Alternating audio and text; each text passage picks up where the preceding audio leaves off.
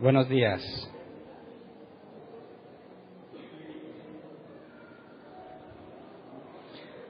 Pasen, porfa. Pásenle, por favor.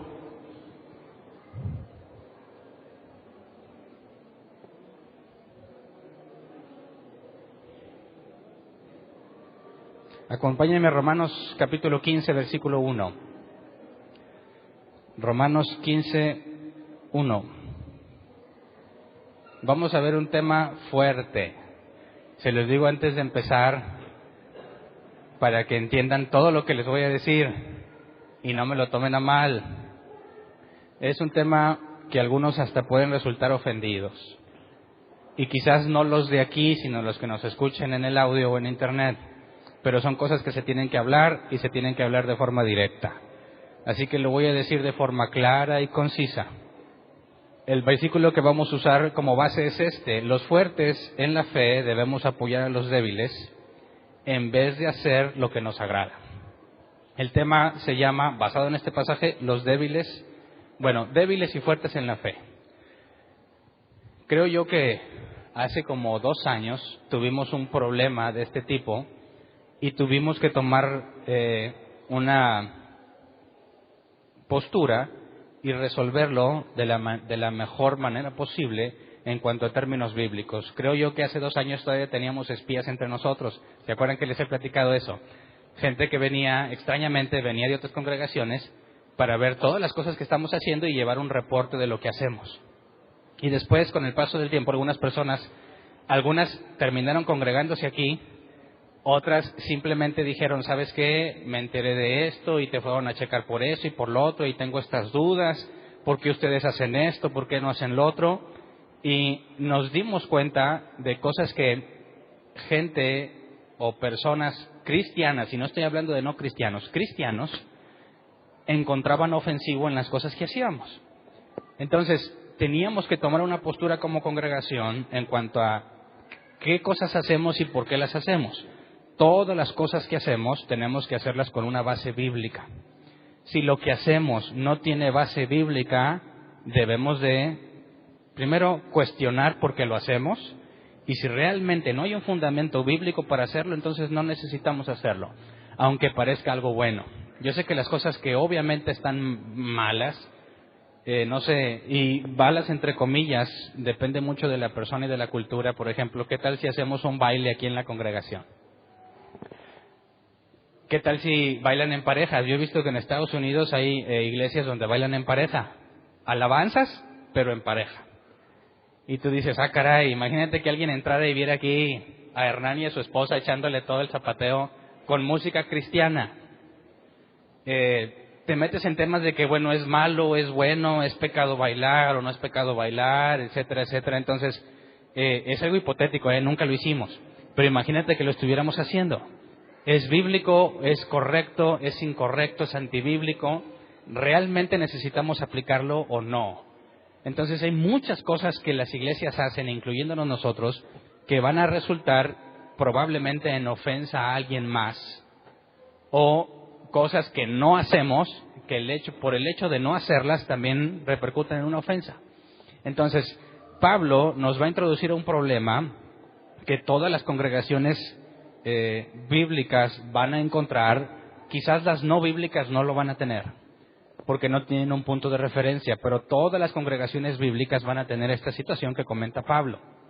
Y lo importante es saber cómo resolverlo y cuáles son los límites de esas situaciones. Pero recordemos que Romanos tiene 16 capítulos. Vamos a analizar hoy el 14 y el 15. Estamos casi al final de la carta a los Romanos. Esto que vamos a analizar para nada se despegó del contexto que hemos analizado. Todo lo que hemos analizado en cuanto a la elección, el llamado, la perseverancia y la certidumbre y la seguridad de la salvación y todas esas cosas no deben de ser perdidas de vista en cuanto a lo que vamos a analizar hoy. Sigue siendo la misma carta, y estas cosas prácticas solamente puedes aplicarlas si entendiste toda la doctrina que ya explicó el apóstol Pablo. Entonces, esto puede ser muy complejo o muy difícil de aplicar si ignoras todo lo que ya estudiamos. Sobre todo los últimos capítulos, Romanos 12 y Romanos 13. ¿Se acuerdan que hablamos sobre los dones? Y luego el miércoles pasado hablamos sobre el amor. Y según Pablo, y no nada más Pablo, en todo el Nuevo Testamento, de nada te sirven los dones sin amor. Y de la misma forma podrás tener mucho amor, pero sin dones no eres útil. Entonces son dos cosas que no se pueden separar. Los dones no son para ti, son para edificar a los demás. Pero si hablas en lenguas humanas o angelicales, etcétera, y sabes los secretos y misterios de todos lados, como Pablo dice en la carta a los Corintios, y no tienes amor, de nada sirve.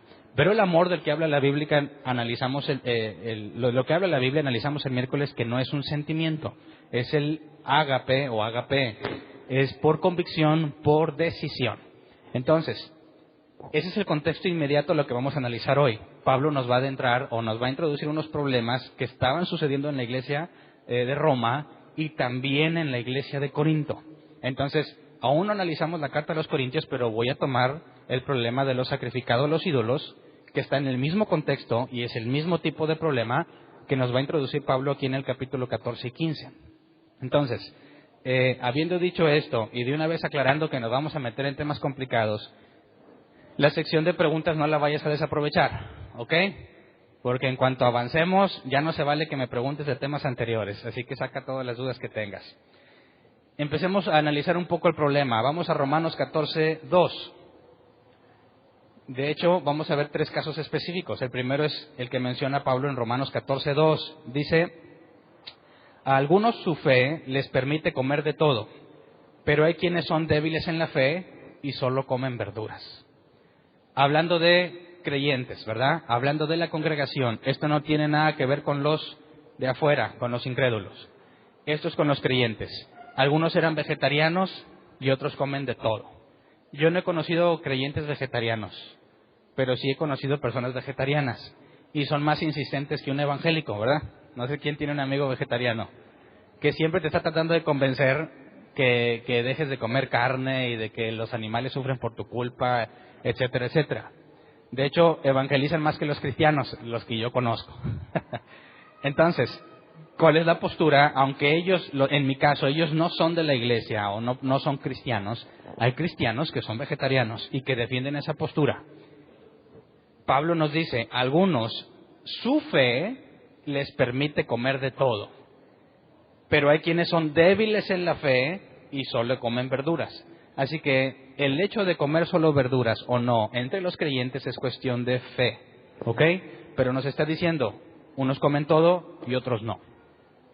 Luego vamos a Romanos 14, 5. Otro problema, hay quien considera que un día tiene más importancia que otro, pero hay quien considera iguales todos los días. Cada uno debe estar firme en sus propias opiniones. Entonces, hay quienes dentro del cristianismo, creo que son los adventistas, aseguran que te tienes que reunir en sábado y que el sábado es un día sagrado. Y hay quienes, como nosotros, que el sábado hacemos cualquier otra cosa menos congregarnos, ¿verdad? Nos congregamos en domingo. Hay cristianos que en lugar de hablar de los adventistas, hay cristianos que consideran que el domingo es un día sagrado y no hacen nada más que estar en las cosas de Dios. Y yo así era. En la congregación donde recién me convertí había 3 reuniones el domingo. ¿A cuántas crees que me quedaba? A las 3. ¿Por qué? Porque es el día del Señor. Las 3 reuniones eran la misma prédica, así que salía bien chucha cuerera porque 3 veces había escuchado la misma prédica. Pero a mí me daba miedo hacer cualquier otra cosa. Es más, si yo me empezaba a sentir a gusto, decía, no, ¿qué pasó? Este es el día del Señor. Tengo que hacer algo. Entonces, de entre las reuniones en aquella congregación eran 2 en la mañana y 1 en la noche. Yo no tenía recursos económicos como para ir a regresar a mi casa. Aparte de mi casa, la iglesia eran 2 horas en camión, 3 camiones. Entonces no podía darme el lujo de estar yendo y viniendo a mi casa. Así que me iba en la mañana a la reunión de si no me equivoco, eran las 8 y cacho de la mañana, y regresaba a mi casa hasta las 10, 11 de la noche, porque nomás tenía el dinero para ir y venir una sola vez. Entonces, ¿qué hacían todo ese día? Bueno, pues entre reunión y reunión, como es el día del Señor, andaba evangelizando y haciendo cosas. ¿Qué tiene de malo eso? Nada. Pero yo me ofendía con los que el domingo lo usaban para sus propios beneficios. ¿Por qué? Decía yo, porque a ellos no les importan las cosas de Dios. Porque ellos no consagran el día del Señor. Y no podía soportar estar con alguien que dice, no, ¿sabes qué? Se acaba la reunión y nos vamos al cine. ¿Cómo que al cine? Aparte de que me caían bien gordos porque sí tenían dinero, ¿por qué no lo estás consagrando a Dios? ¿Conoces algún hermano así? ¿Sí? Ok. Es otro problema. Hay quienes consideraban que el domingo es un día como los demás, o el sábado, en el contexto de judíos y gentiles, el Shabbat era día sagrado para los que venían del judaísmo, pero para los que venían de los gentiles no significaba nada. Entonces tienes un problema entre los que piensan que sí era sagrado y los que piensan que no. Y luego vamos a 1 Corintios 8:7. Dice, pero no todos tienen conocimiento de esto. Algunos siguen tan acostumbrados a los ídolos que comen carne a sabiendas de que ha sido sacrificada un ídolo y su conciencia se contamina por ser débil. Y yo creo que este es bien común entre los creyentes. Las cosas contaminadas con demonios, ¿verdad? Entonces, yo también pensaba así. Jamás me comería un pan de muerto. Antes. Ya lo probé y está bien sabroso. Pero yo tenía un problema. Si ese es un pan de muerto, yo decía, entonces fue ofrecido a los muertos, tiene demonios. Y si me como el pan con demonios, pues me endemonio. Pero eso se lleva a otro extremo. Hay quienes no iban al cine, yo sí iba, ahora no era congruente, ¿verdad? Yo sí iba al cine, y hay quienes dicen, no voy al cine porque ahí hay demonios. Y te llenas de demonios. Imagínate que hubo, antes de la película que tú fuiste a ver, aunque sea infantil, ¿qué tal si hubo alguna de terror? Y el demonio se quedó ahí. Tú llegas y ves una infantil y te pesca. Eso yo no los creía, pero de comer sacrificado a los ídolos, eso no comía. Entonces, te encuentras mucha incongruencia ahora. Si realmente hay contaminación en lo que comes, pues entonces cuando te subes al camión, no me digas que va en la presencia de Dios en el camión. ¿Está lleno de demonios el camión? Claro. ¿La oficina? Claro. ¿La gasolinera? ¿Donde pagas la luz? ¿Internet? ¿En qué lugar puedes estar libre de demonios? En ningún lugar. ¿Aquí? Y dicen, no, los demonios se quedan allá. Por favor. Judas, estando endemoniado, se acercó y besó a Jesús, ¿verdad? ¿Se acuerdan que en la última cena se dice claramente, Satanás entró en Judas, fue a traicionarlo? Cuando regresó Judas, se acercó a Jesús y besó a Jesús, y estaba endemoniado. ¿Por qué no reaccionó como el gadareno cuando, Jesús, ¿qué tienes contra nosotros? Judas no. Y tenía el mismísimo Satanás. Así que no hay nada que nos haga pensar que un demonio no se te va a acercar al grado de darte un beso, o que no va a entrar a un lugar a 4 o 5 paredes donde nos reunimos a estudiar la Biblia. No tiene nada que ver. Pero el asunto aquí es que en aquel entonces, hablando ya de la iglesia donde se reúnen, sobre todo en Corinto, y analizando, cuando lleguemos a la carta a los Corintios vamos a ver mucho contexto histórico sobre las cosas que se hacían en Corinto, pero había lugares para los ídolos, para sus dioses, donde ofrecían animales, y tenían tanta carne acumulada que a alguien se le ocurrió venderla para que no se quede ahí. Y como fue una carne no igualmente procesada para que la consuma, sino que pasó por un proceso en el que fue sacrificada a un dios, entonces te la daban a un mejor precio. Entonces, si tú decías, oye, ¿sabes qué es?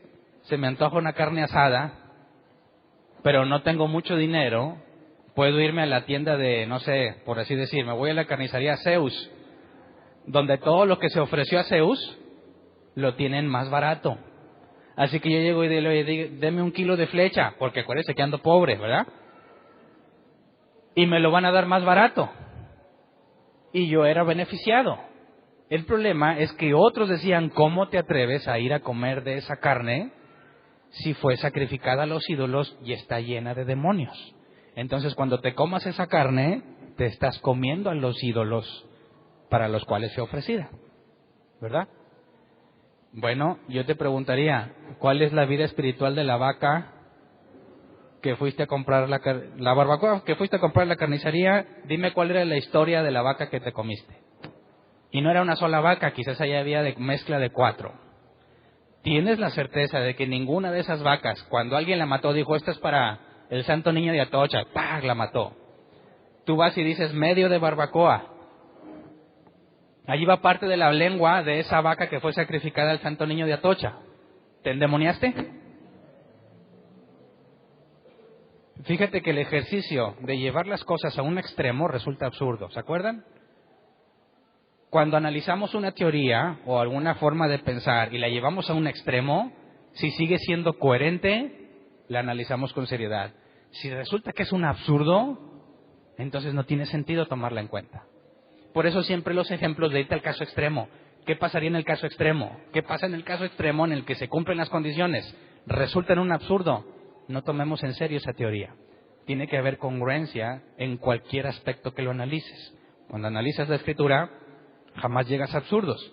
Entonces, estos tres asuntos, el día que descansas o que no, o que tomas como sagrado o no, la comida, estar llena de ídolos o no, o qué cosas comes, comes nada más verdura o comes otras cosas. En el caso del contexto judío sabemos que ellos le llaman kosher, si no me equivoco, las cosas que están permitidas, y las que no las, es más, ni las quieren tener cerca. Imagínate que alguien está diciendo, no, yo no me voy a echar esas carnitas de cerdo, porque la ley de Moisés lo prohíbe. Tienes a cristianos en la iglesia de Roma que venían del judaísmo, ¿verdad?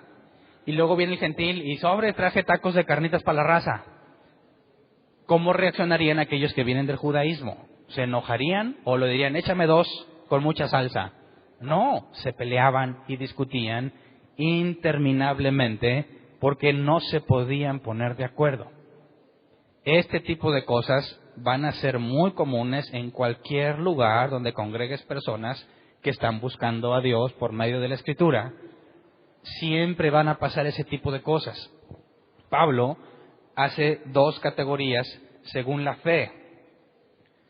Porque, bueno, quizás vale la pena poner un ejemplo en nuestros días. Quizás ahora no nos peleamos que si comes carnitas o no, ¿verdad?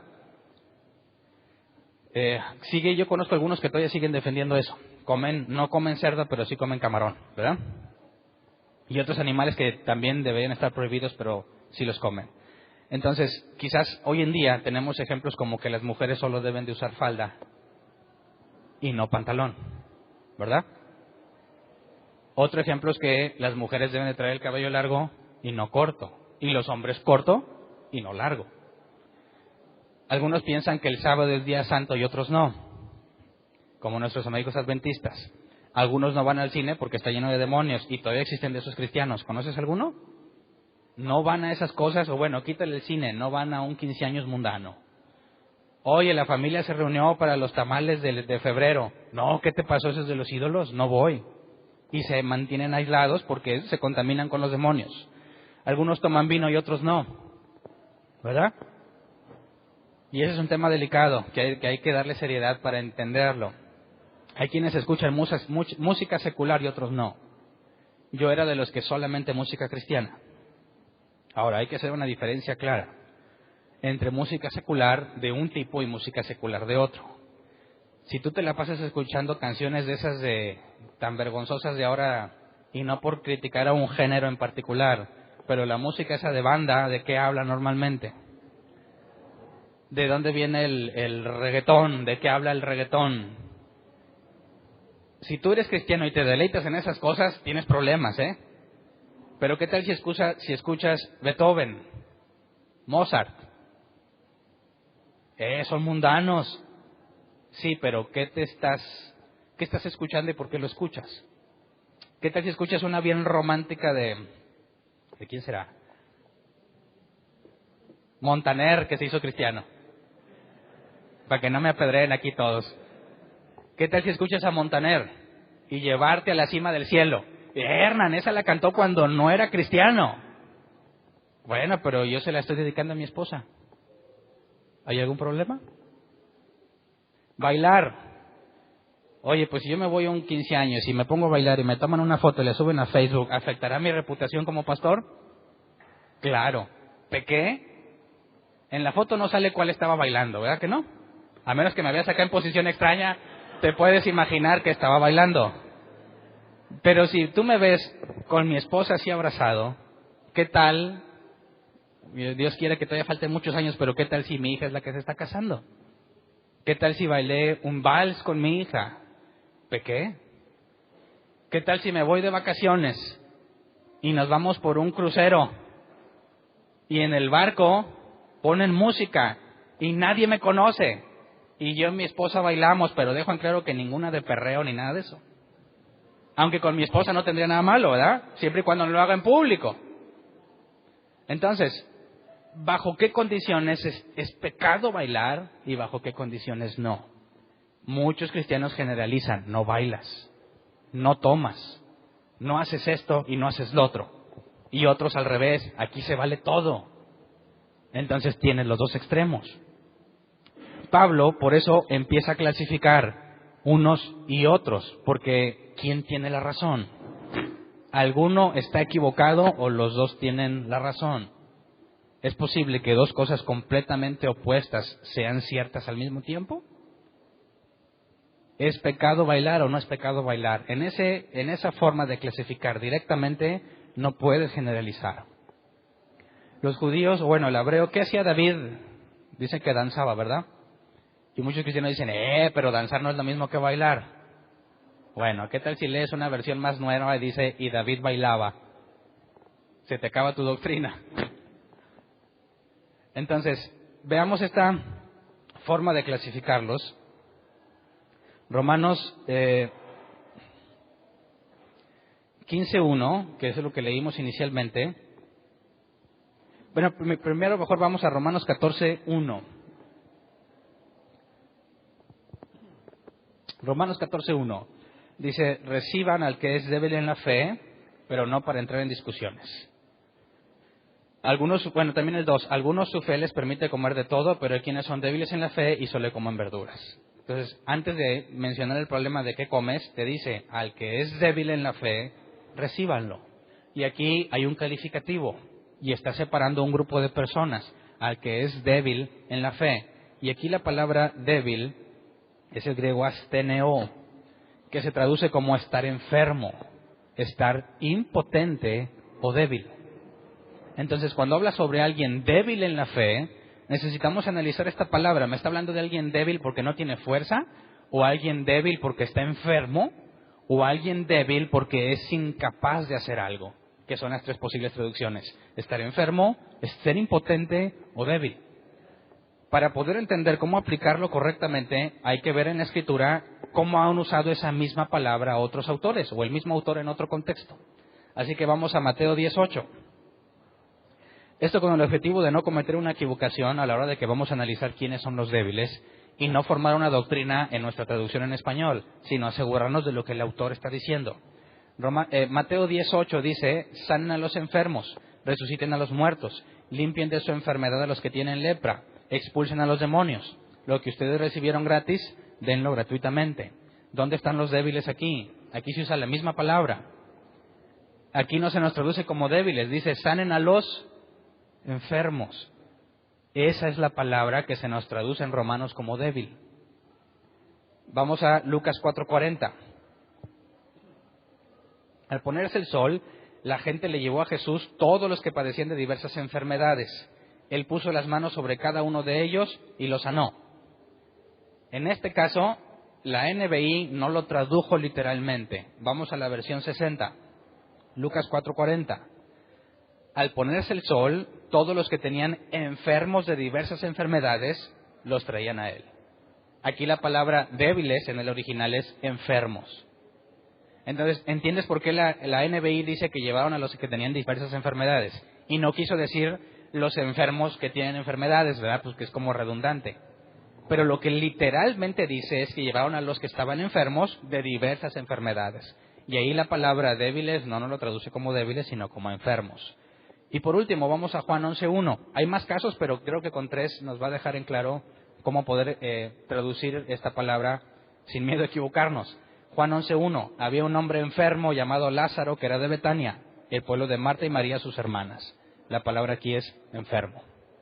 Entonces, esto es interesante. Cuando hay alguien débil en la fe, la traducción correcta o la manera correcta de entender es que está enfermo en la fe. ¿Es bueno estar enfermo? No, hay un problema. El que es débil en la fe tiene un problema. Está enfermo. Así que si tratáramos de pensar, bueno, ¿quién tiene la razón, los débiles o los fuertes? Veamos quién es un fuerte en la fe. Vamos a Romanos 15:1. Según Pablo, la siguiente categoría son los fuertes. Y dice Romanos 15:1, los fuertes en la fe debemos apoyar a los débiles en vez de hacer lo que nos agrada. Y aquí la palabra fuerte, ese es el griego dunatos.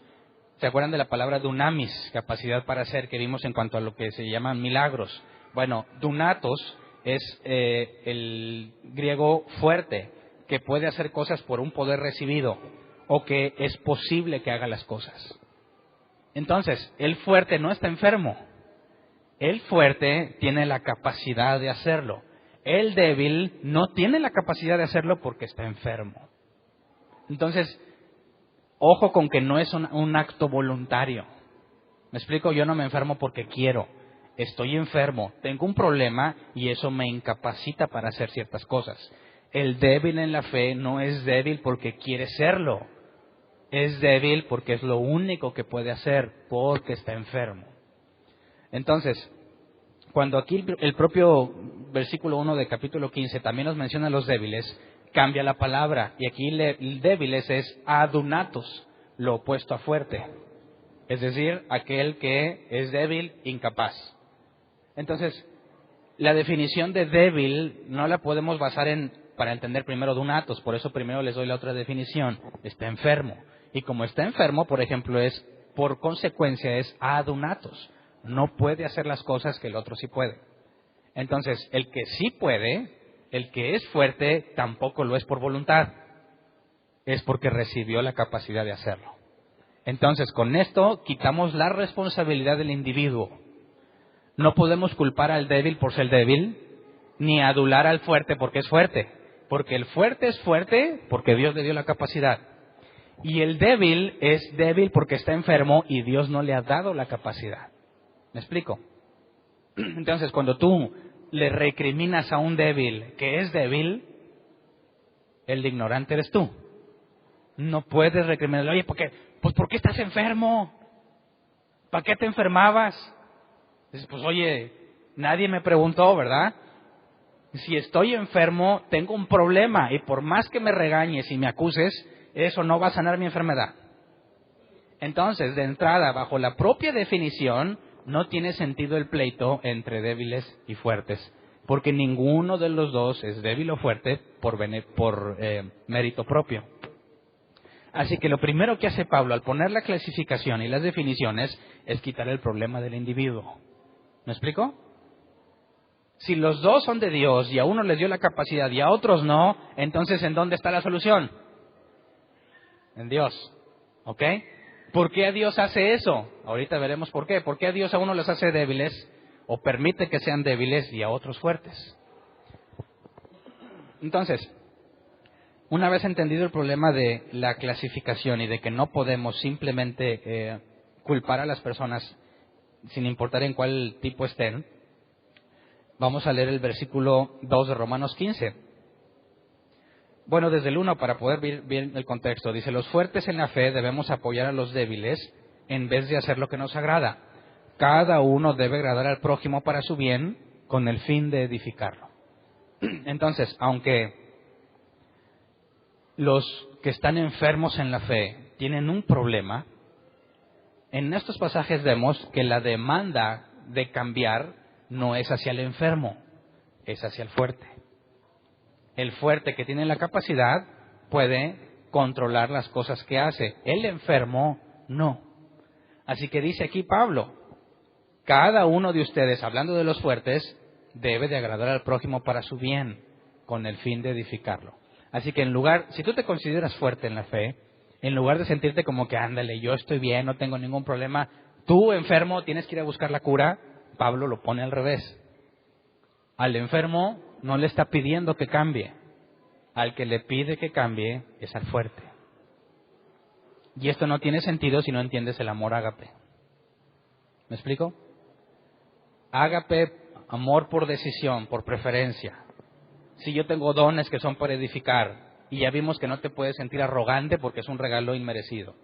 Ok, yo no me lo merecí y Dios lo repartió como Él quiso. Y luego aparte, entiendo que no es para mi beneficio sino para el otro. Oye, pero ¿qué pasa si el otro es un débil? Y no puede ser que haga esas cosas, o sea, no puede ser que no quiera comer carne, no puede ser que no quiera comerse un pan de muerto. Pablo dice, para empezar, tú que eres fuerte, haz todo por el bien del débil, de tu prójimo, para que sea edificado. Entonces, aquí la versión 60 nos hace una traducción más específica de lo que realmente dice el griego. Quisiera que la leyéramos para poder ver lo que el original nos dice. Romanos 15, 1-2, versión Reina Valera 60.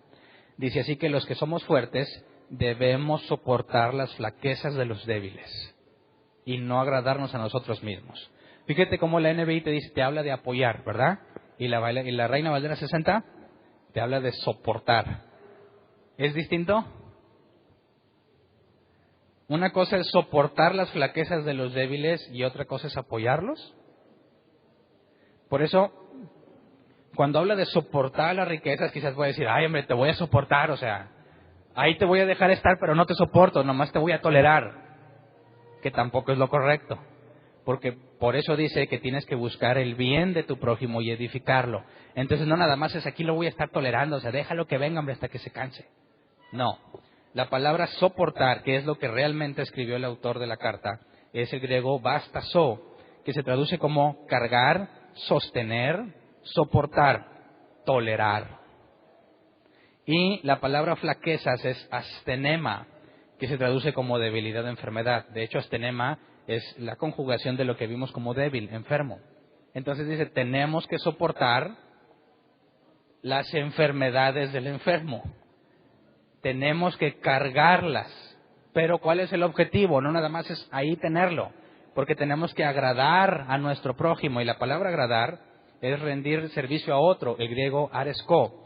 Rendir servicio a otros, ganar el favor de alguien porque cumple su expectativa. Y esto es muy distinto a nada más estarlo aguantando, ¿verdad? ¿Cómo me gano el favor de ese alguien que con sus enfermedades está limitado en cuanto a su fe? Cumpliendo su expectativa. ¿Cómo cumplo la expectativa del que dice que no comas pan de muerto? No comiéndolo, ¿verdad? Hay que tener mucho cuidado con esto, porque es muy fácil cometer un grave error que ves mucho en el cristianismo actual, que son los débiles los que toman las decisiones y los fuertes los que las toleran. Hay que hacer una diferencia clara entre lo que hago para cumplir la expectativa del hermano enfermo en su fe y lo que estoy dispuesto a permitir que suceda en cuanto a su enfermedad. Sigamos leyendo para poder entender este problema. Cuando habla sobre edificar, el griego es oikodome, que se traduce como acto de construir, edificio, se puede traducir como un edificio, o en sentido figurado, avanzar. Entonces, fíjate, como cuando trato de agradar a alguien, el objetivo es que avance. Yo no lo puedo presionar para que cambie porque está enfermo, pero el momento en que yo trato de agradarle, cumpliendo su expectativa, es para que avance, no para que se quede ahí toda la vida. ¿Verdad? Entonces aquí cabe señalar un ejemplo muy importante. Estás enfermo, ok, no es tu culpa, pero no es el propósito de Dios que te quedes así. Y los que son fuertes van a tratar de agradarle y cumplir la expectativa para que avancen. Entonces, nunca es, mira, tú piensas así, yo te respeto y no me meto con tu vida. No, no en una congregación de creyentes bíblicos. ¿Sabes qué? Está bien, tienes ese problema, no importa. Cuando esté contigo, voy a ganarme tu amistad, voy a cumplir con tu expectativa, pero lo hago con el objetivo de que avances. Es decir, en el sentido estricto de lo que hemos visto y las definiciones que hemos analizado, ningún enfermo se va a quedar enfermo toda la vida. Pero, para que un enfermo avance, ¿qué necesita? Que un fuerte lo edifique. ¿Te das cuenta cómo si no hay ágape, si no ejercitas tus dones en la congregación, Los fuertes se van a volver arrogantes. Y los fuertes jamás van a ayudar a los débiles para que avancen en esa enfermedad que tienen.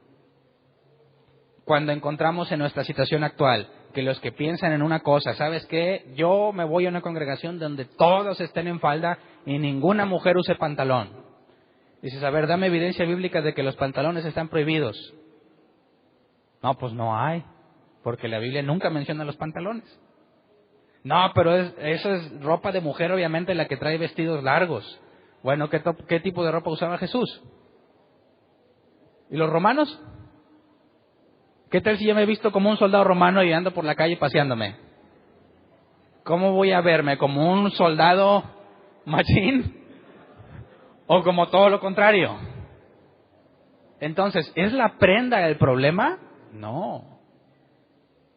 ¿Qué tal si me voy a evangelizar al Amazonas? Y hay un caso de un misionero que dicen que es real, y de caso de mujeres misioneras que dicen que fue real, que van a las Amazonas, las mujeres no tienen nada arriba que las cubra, nada más un taparrabos. Las misioneras van vestidas totalmente. Y los hombres misioneros pues van vestidos correctamente en nuestra cultura, pero allá los hombres, si traían taparrabos era ganancia, a veces nada. Entonces les dijeron, si tú quieres que aceptemos tu evangelio, vístete como nosotros. Los hombres no batallaron tanto. Las mujeres no querían hacerlo. ¿Qué debes de hacer? A los ojos de las amazonas, para ellos no hay morbo en eso. Pero para los ojos de las misioneras es una aberración. Entonces defíneme, ¿dónde está el pecado? A los ojos de allá, los pecadores serían las misioneras.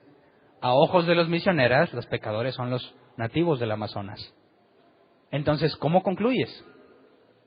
¿Cómo le hacemos para definir quién tiene la razón y quién no? Entonces, el asunto de empezar a analizar esta parte que Pablo demanda de un creyente genuino es para que podamos encontrar la verdad en el asunto y que podamos entender cómo solucionar el problema. El problema se va a presentar tarde o temprano. Y es más, incluso es necesario que se presente.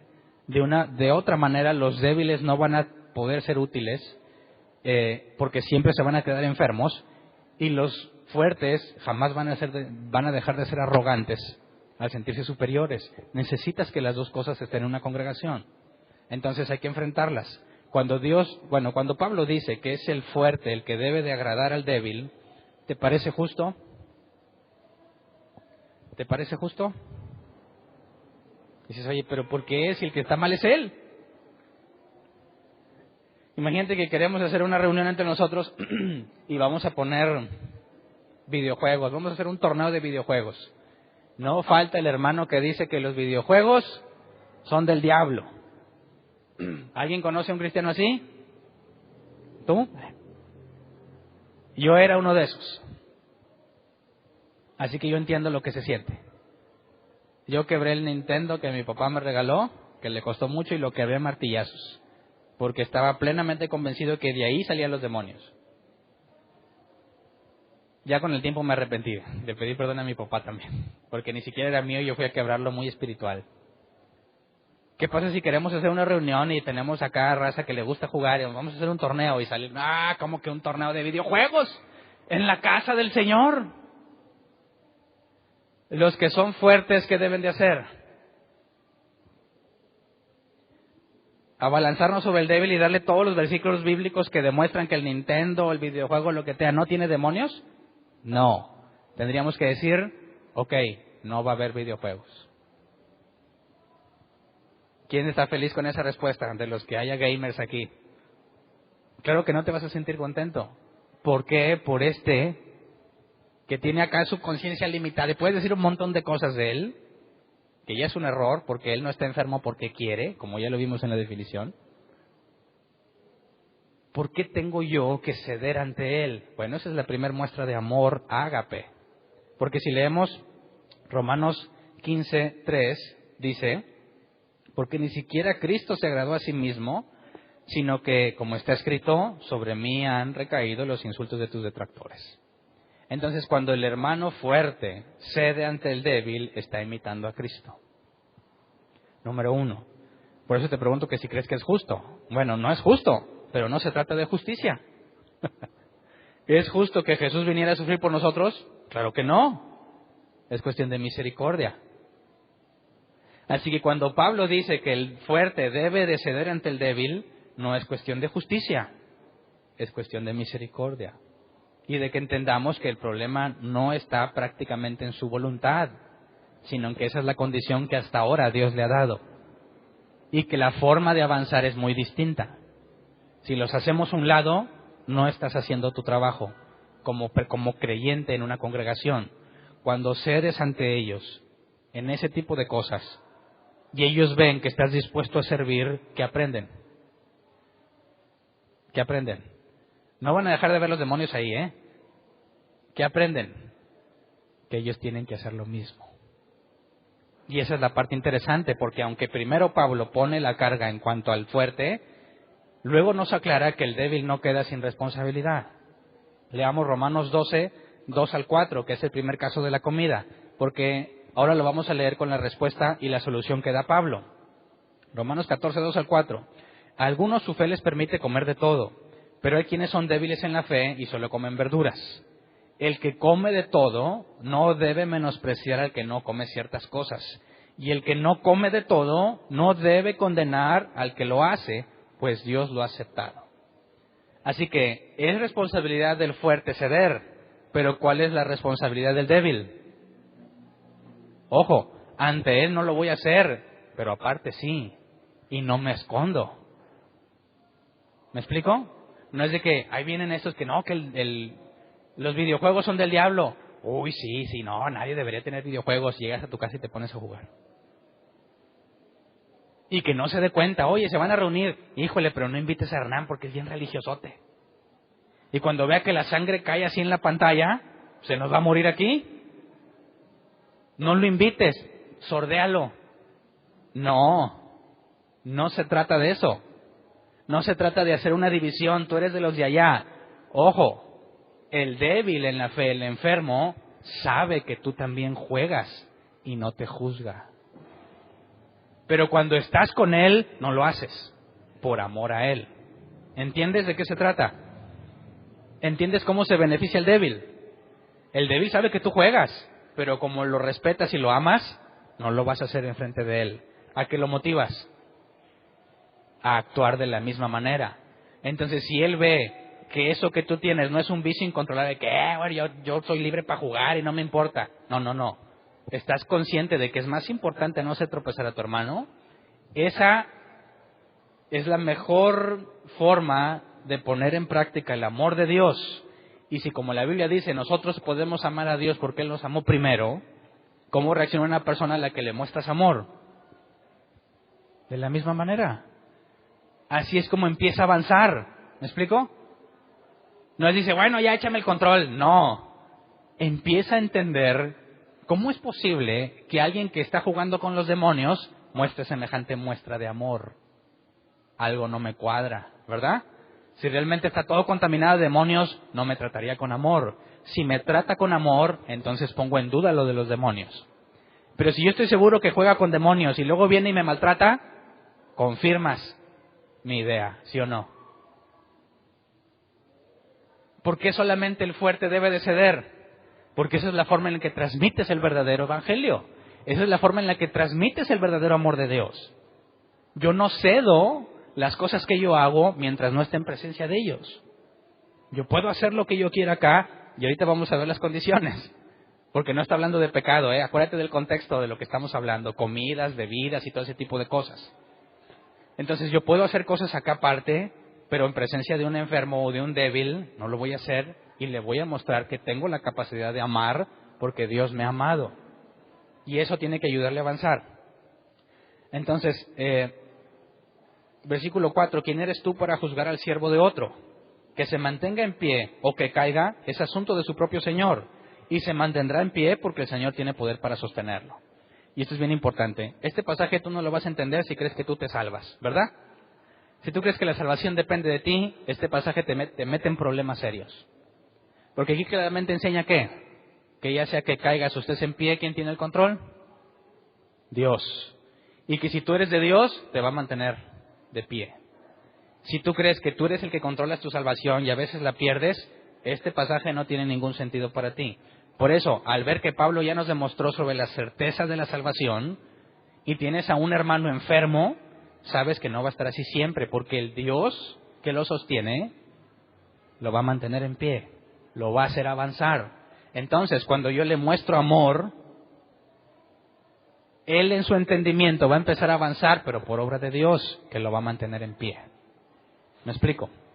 A fin de cuentas, ¿quién es el que arregla al enfermo? Dios. Pero para que Dios lo haga, yo soy un medio. Si yo no cumplo con mi responsabilidad, si soy fuerte, no puedo decirle, Dios, ¿por qué nos trajiste tantos enfermos? Dios te va a decir, pues porque tú, haciendo lo que corresponde, lo que he enseñado, vas a ser el medio por el cual van a salir de esa enfermedad. ¿Me explico? Entonces, el asunto de qué comes y qué no comes es sencillo, ¿verdad? Si hay algún vegetariano entre nosotros, no hay ningún problema, no te vamos a correr, no te vamos a marginar, pero tienes que tener bien en claro que yo sí como de todo. Pero si un día nos vamos a comer tú y yo juntos, no te preocupes, voy a pedir una ensalada junto contigo, para que veas cuánto te amo. Me voy a aguantar la tripa de que pide carne por estar bien contigo, pero no te oculto que yo sí como carne. ¿Me explico? Ok. En cuanto a los días, Romanos 14, 5 al 7. Nos dice el problema y luego nos dice la solución. Hay quien considera que un día tiene más importancia que otro, pero hay quien considera iguales todos los días. Número 1, cada uno debe estar firme en sus propias opiniones. Leamos en la versión 60 porque la NBI no lo está traduciendo literalmente. Uno hace diferencia entre día y día, otro juzga iguales todos los días. Cada uno esté plenamente convencido en su propia mente. Esta es una traducción literal. ¿Dónde está la convicción de cada uno? En la mente. La fe, del griego pistis, ¿dónde está? ¿Dónde radica la fe? En la mente. Pistis, ser persuadido por Dios mediante argumentos y evidencias, un proceso intelectual. Entonces, si yo creo que el sábado es sagrado, mira, mientras tú estés seguro aquí, hazlo. Si yo creo que no, y hago lo que yo quiera en sábado, mientras esté seguro aquí, lo hago. Versículo 6. El que le da importancia especial a cierto día, lo hace para el Señor. El que come de todo, come para el Señor, y lo demuestra dándole gracias a Dios. Y el que no come, para el Señor se abstiene y también da gracias a Dios. Porque ninguno de nosotros vive para sí mismo, ni tampoco muere para sí. Entonces, esto nos lleva al contexto de que si fuimos elegidos para Él, y un día a los que eligió, esos llamó, a los que llamó, justificó, a los que justificó, glorificó. Todo el proceso es de Dios. Entonces, Dios está en control de las cosas que te permite hacer y de las que no te permite hacer. Entonces, si yo en este momento estoy enfermo y no como, Dios tiene un plan en eso. Si yo ya como de todo, Dios tiene un plan en eso. Pero todo lo que yo hago es por Dios. Sí, y aquí aplica un asterisco enorme, si eres uno de sus elegidos. Por eso Pablo está hablando a la congregación. Eso no aplica para los de afuera totalmente, ¿eh? Para los de afuera, Romanos 2 es bien claro, los entrega a sus propios razonamientos y a los propios malos deseos de su corazón. Recordemos que Dios interviene en la vida de aquellos que ha elegido, y en los que no, los deja que tomen las decisiones que ellos quieran. ¿Ok? Entonces, en cuanto a los días, cada quien haga lo que quiere. Si viene un adventista, que el sábado, dile, pues tú guarda el sábado. No te voy a criticar, échale ganas. Oye, que nos tenemos que reunir en sábado, reúnete en sábado. Lo importante es que estudies la Biblia y que te apegues a lo que ahí dice. Oye, pero que tú lo haces en domingo. Mira, si tú me invitas a tu reunión en sábado, voy en sábado. Pero no te oculto que yo me congrego los domingos. Pero no voy a pelear contigo por esas cosas. Si tú lo haces, en realidad lo haces para Dios, échale ganas. No, pero como dicen nuestros amigos adventistas, el que se reúne en domingo tiene la marca de la bestia. Bueno, es la peor exégesis que he escuchado. No hay forma bíblica de llegar a esa conclusión. Pero piensan que el que se reúne en domingo, esa es la marca de la bestia y ya somos del anticristo. Bueno, ahí es donde el fuerte debe demostrar ágape para demostrar que su teoría está equivocada. Porque nadie que es del anticristo le mostraría ágape a un enfermo de la fe. ¿Verdad? Entonces, en lugar de que te agarres en un duelo a muerte en Facebook, no, que el evangelio dice, eso de nada le va a servir. ¿Qué es lo que va a ser 100% efectivo? Ágape. Entonces se va a tragar sus palabras porque va a decir, no puede ser que este me trate tan bien si es del anticristo. ¿Verdad? Así que ya no los quiero ver peleándose en Facebook por eso. Tercer problema que mencionó Pablo, lo que tiene ídolos. Carne sacrificada a los ídolos. Vamos a 1 Corintios 8, 7 al 13. Nueva Versión Internacional dice, pero no todos tienen conocimiento de esto. Algunos están acostumbrados a los ídolos, algunos siguen tan acostumbrados a los ídolos que comen carne a sabiendas de que ha sido sacrificado un ídolo y su conciencia se contamina por ser débil. Aquí nos pone una condición inicial. Primero tienes que saber que es un ídolo, ¿verdad? Quien no tiene idea de eso, se come lo que sea.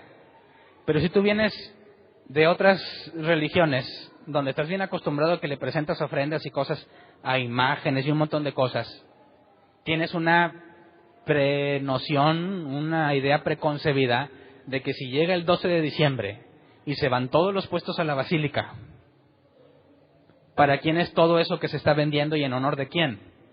Dicen, pues de la Virgen de Guadalupe. Y si yo voy y me como un elote de la basílica ahí en medio enfrente de la iglesia, me saboreo mi elote bien sabroso, y alguien me ve y dice, él es un pastor, ¿qué va a pensar de mí? Que soy un idólatra, ¿verdad? Pero si alguien no tiene idea de lo que se hace y llega y me ve comiendo el elote y dice, oye, ¿cuánto cuestan tan buenos? Y no se va a sentir ofendido porque no conoce todo lo que supuestamente sucede en ese lugar. Entonces es lo primero, tienes que estar acostumbrado a eso de los ídolos y de esos para poder pensar que eso es lo que está pasando. Y ahí está el problema con muchos cristianos que ven demonios en todas partes. ¿Cómo llegaron a tal conclusión? Bueno, porque nomás están hablando de demonios, ¿verdad? Saben más de brujería que de la Biblia, ¿sí o no? ¿Cómo es posible que sepan más de brujería que demonio y que mira, así se organizan los demonios y que esta es la sección de no sé quién y la sección del otro y los poderes y súbete a la montaña y desde allá proclama por los aires? Y dices, si así supieras de la Biblia, no estarías diciendo todas esas cosas. Entonces fíjate que para aquellos que tengan problemas con ídolos, tienen que estar metidos en ese ambiente. Si no, ni cuenta. Cuando te dicen aguas, no abras puertas porque Satanás entra. ¿De dónde sacaron esa idea? No de la Biblia, ¿verdad que no? ¿De dónde viene esa idea? ¿De la brujería? ¿De la brujería? ¿Decretar de dónde viene? No de la Biblia, de la brujería. ¿Cómo es que saben tanto de eso? Pues porque se la pasan hablando de eso. Entonces, empieza a poner Pablo. Primero, el primer asunto es que ya vienes con todas esas ideas. Luego, versículo 8. Pero lo que comemos no nos acerca a Dios. No somos mejores por comer, ni peores por no comer. Y aquí un judío rasga sus vestiduras, ¿verdad? Porque para ellos es abominación comer lo que no es permitido. Y aquí Pablo dice, mira, comas o no comas, eso no te acerca ni te aleja de Dios. Luego, versículo 9, sin embargo, tengan cuidado de que su libertad no se convierta en motivo de tropiezo para los débiles. Nuevamente pone la carga en los fuertes, ¿verdad? Porque si alguien de conciencia débil te ve a ti, que tienes ese conocimiento, comer en el templo de un ídolo, ¿no se sentirá animado a comer lo que ha sido sacrificado a los ídolos? Pausa. Este ejemplo no es que compró la carne en la carnicería y se la llevó a su casa, no. Ese pidió para comer ahí. Y está ahí en el templo donde está la carnicería y ahí está comiendo. Entonces imagínate que se llaman tacos la guadalupana. Y alguien está ahí comiéndose los tacos. ¿Te ofendes? ¿Sí o no? Aquí es este es el caso práctico. Pablo está diciendo, alguno que te ve ahí se va a ofender. Se va a ofender. Y tú le vas a decir, oye, pero ¿por qué te ofendes? Aquí dice, número 1, tú eres de los que sí comerían ahí. Si alguien de conciencia débil, versículo 10, te ve a ti, que tienes este conocimiento, comer en el templo de un ídolo, ¿no se sentirá animado a comer lo que ha sido sacrificado a los ídolos? Entonces ese hermano débil por quien Cristo murió se perderá a causa de tu conocimiento. Y quien haya analizado toda la carta de los Romanos con nosotros sabe que aquí hay un problema, ¿no? ¿Es posible que un hermano se pierda? Sigamos leyendo. Por lo tanto, si mi comida ocasiona la caída de mi hermano, no comeré carne jamás para no hacerlo caer en pecado. Entonces, fíjate, si alguien me ve ahí, suponiendo que existe ese puesto hipotético de tacos, va a decir, a ver, entonces yo sí puedo comer, ¿no? ¿Eso significa que ya no va a ser débil? No, acuérdate que no es tu decisión salir de la enfermedad. Si tú provocas que alguien enfermo se atreva a comer algo que él piensa que está mal, lo haces pecar. Pero, ¿estás haciendo que se pierda? Leamos la versión, la Reina Valera 60 del versículo 11. Dice, y por el conocimiento tuyo se perderá el hermano débil por quien Cristo murió. Y aquí es donde son algunos de los pasajes que parecen decir todo lo contrario a que la salvación está segura, ¿verdad? Estos pasajes son muy utilizados, este y Romanos 14:15. Ahorita lo leemos. Donde dicen, aquí claramente dice que tú puedes provocar que un hermano se pierda. Vamos a leer Romanos 14:15. Dice, ahora bien, si tu hermano se angustia por causa de lo que comes, ya no te comportas con amor. No destruyas por causa de la comida al hermano por quien Cristo murió. Parece que tú puedes destruir a un salvo. Cristo murió por él. Y ya vimos que Cristo, según Juan 6, Juan 10, solo murió por las ovejas que el Padre le dio, ¿verdad? Entonces, ¿tú puedes hacer que alguien por quien Cristo murió, una de sus ovejas, se destruya o se pierda? Para allá vamos. Nada más quería dejarles ahí la duda. Para los que estuvieron analizando ese tema, saben que ese es un pasaje muy utilizado por aquellos que aseguran que la salvación se pierde. Entonces, regresémonos a Corintios. 1 Corintios 8, 4 al 6. ¿En qué se basa Pablo para la libertad de los que sí pueden comer aunque estés en el templo? Dice, de modo que en cuanto a comer lo sacrificado a los ídolos, sabemos que un ídolo no es absolutamente nada y que hay un solo Dios. Pausa. Quita la palabra ídolo, pon la palabra demonio. ¿Qué es un demonio? Obviamente los demonios son mencionados bíblicamente, pero ¿qué función tienen o qué papel o por qué les tienes que tener miedo? Un ídolo nada es, un demonio nada es. No te está diciendo que los ídolos no existen, sí existen, pero no son nada. Hay un solo Dios y ese Dios tiene control de todo. A quien debo de temer no es al demonio ni a sus compañeros ni al diablo en persona. ¿A quién debo de temer? A Dios. Jesús lo dijo claramente, no tengas miedo de lo que te puedan hacer aquí o de los que pueden destruir el cuerpo. Teme a Dios, al que tiene poder para destruirte completamente. Entonces, si tú eres uno de los que piensan que te contaminas y te endemonias y todo eso, no has comprendido quién es Dios. Y que quién está sobre todo principado, potestad y autoridad.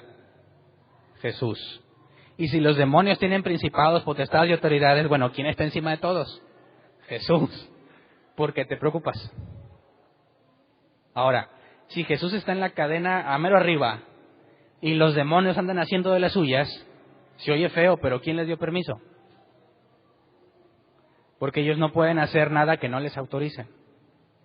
Así que jamás es tu tarea andar peleándote con los demonios o librando a la ciudad de Monterrey de la opresión demoníaca. Porque si ellos tienen autoridad para hacer cosas, ¿quién se las dio? Dios. Entonces, ¿con quién se arregla ese tipo de cosas?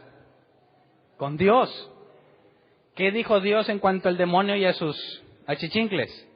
Resistir al diablo y huirá de ustedes. Entonces, ¿cuál es mi tarea?